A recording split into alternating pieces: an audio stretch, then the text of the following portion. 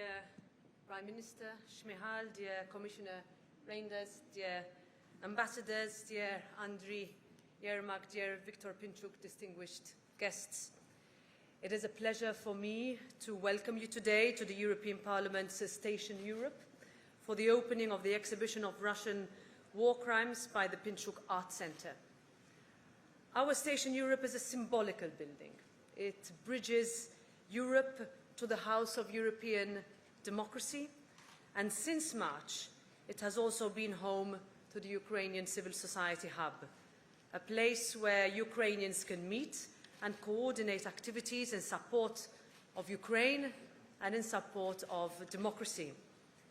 I would like to start by congratulating the organizers for putting together this heartbreaking, and I invite you all to look at the pictures and see how important such an exhibition is.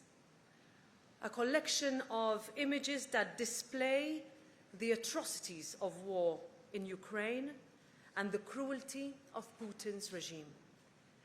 The destruction, civilian suffering, the deadening silence that follows the detonation of bombs, the mass killings in Bucha and other Ukrainian cities will leave no visitor indifferent.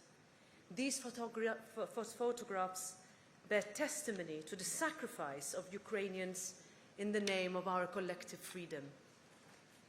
In March, the International Court of Justice declared Putin's war illegal and ordered the immediate suspension of its military operations in the territory of Ukraine. This order has binding effect on Russia under international law. In March as well, the European Court of Human Rights called on the Russian government to stop all military attacks against civilians and civilian objects and to ensure the immediate safety of medical establishments and personnel in Ukraine. Russia's cowardly response was to withdraw from the jurisdiction of the European Court of Human Rights. Ukraine did not step down. Instead, it lodged a formal request to the court against Russia, a rare procedure designed to establish human rights violations. Prime Minister Shmihal, as we spoke this morning, I want to assure you that the European Parliament will not turn a blind eye to these horrific acts on your country, on your people. We stand firmly with our Ukrainian friends and will do whatever it takes to bring the perpetrators of these crimes to justice. This House will continue to be one of the biggest supporters for setting up a special international tribunal to hold Putin, Lukashenko, Russian political and military leaders, commanders and soldiers, every single perpetrator accountable for their acts of aggression.